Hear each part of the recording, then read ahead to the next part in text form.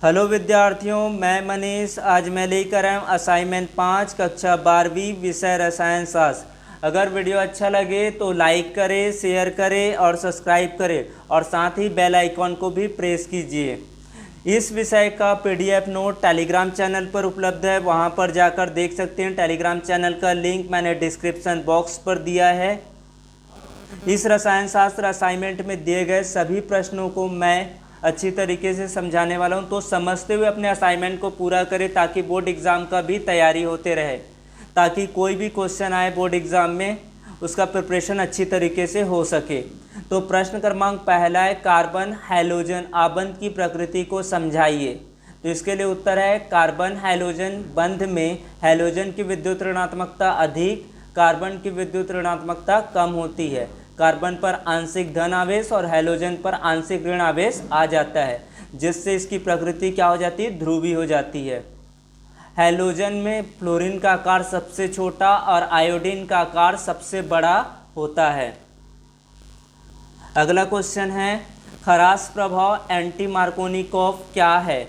तो इसका उत्तर है, पेरोक्साइड की उपस्थिति में हाइड्रोजन हैलाइड का योग मार्कोनिकॉफ नियम के विपरीत होता है। इसमें हाइड्रोजन हैलाइड का ऋणात्मक भाग असममित द्विबंध के उस कार्बन परमाणु से जुड़ता है जिससे हाइड्रोजन परमाणु की संख्या अधिक होती है। इस योगात्मक अभिक्रिया से प्राथमिक हैलाइड बनते हैं। इसका समीकरण इस तरह से होगा। अगला प्रश्न है, प्राथमिक, द्वितीयक और तृतीयक अल्कोहल में प्रमुख अंतर निम्नलिखित अभिक्रियाओं के आधार पर दीजिए। पहला दिया है विहाइड्रोजनीकरण के आधार पर, दूसरा ऑक्सीकरण के आधार पर। सबसे पहले देख लेते हैं विहाइड्रोजनीकरण के आधार पर क्या होता है। प्राथमिक अल्कोहल, द्वितीयक अल्कोहल और तृतीयक अल्कोहल।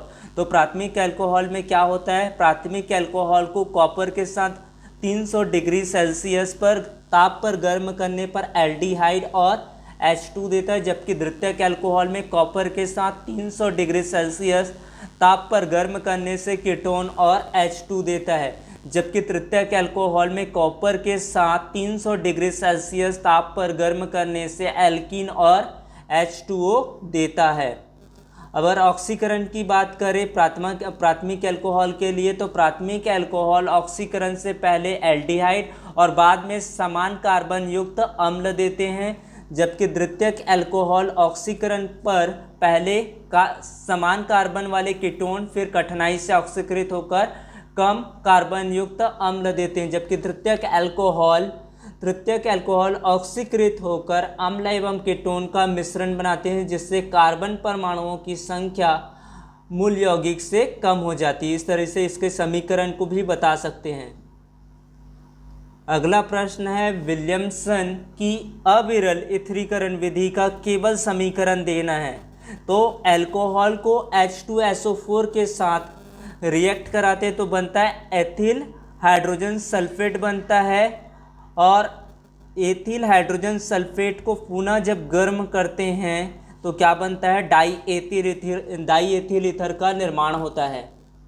उसके बाद बताना है कि कार्बोक्सिलिक अम्ल के अम्लीय स्वभाव को व्याख्या कीजिए। अम्लीय स्वभाव के बारे में बताना है। तो कार्बोक्सिलिक अम्ल के आयनन से कार्बोक्सिलेट आयन प्राप्त होता है, उसका निर्माण होता है।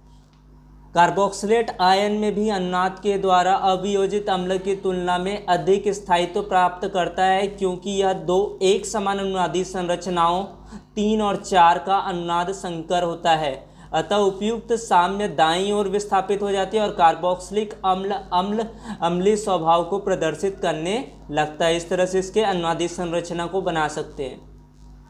अगला प्रश्न है, प्रयोगशाला में एसीटोन बनाने की विधि का वर्णन निम्नलिखित बिंदुओं के आधार पर कीजिए। पहला बनाना नामांकित चित्र, दूसरा लिखना उसका रासायनिक समीकरण। तो नामांकित चित्र एसीटोन बनाने का ये होता है, इसमें जो आवश्यक उपकरण होता है रिटार्ड एसिड संघनित्र होते हैं, और इसमें जो केमिकल यूज होते हैं वो है कैल्शियम एसीटेट और सोडियम एसीटेट का प्रयोग किया जाता है। रासायनिक समीकरण में, रासायनिक अभिक्रिया में क्या होता है, CH3 NaHSO3 यानी कि सोडियम बाइसल्फेट का प्रयोग किया जाता है। तो इससे बनता है एसीटोन सोडियम बाइसल्फाइड बनता है। उसके बाद नेक्स्ट रिएक्शन में बनता है शुद्ध एसीटोन का निर्माण होता है। अगला प्रश्न है निम्नलिखित अभिक्रियाओं को समीकरण देकर समझाइए। क्रॉस एल्डोल संघनन और गॉटरमैन कोच अभिक्रिया। तो इसका जो रासायनिक समीकरण होता है वो क्या होता है, जैसे फॉर्मल्डिहाइड और एसिटाल्डिहाइड के प्रयोग से बनता है बीटा हाइड्रोक्सी प्रोपेनोइक एल्डिहाइड बनता है।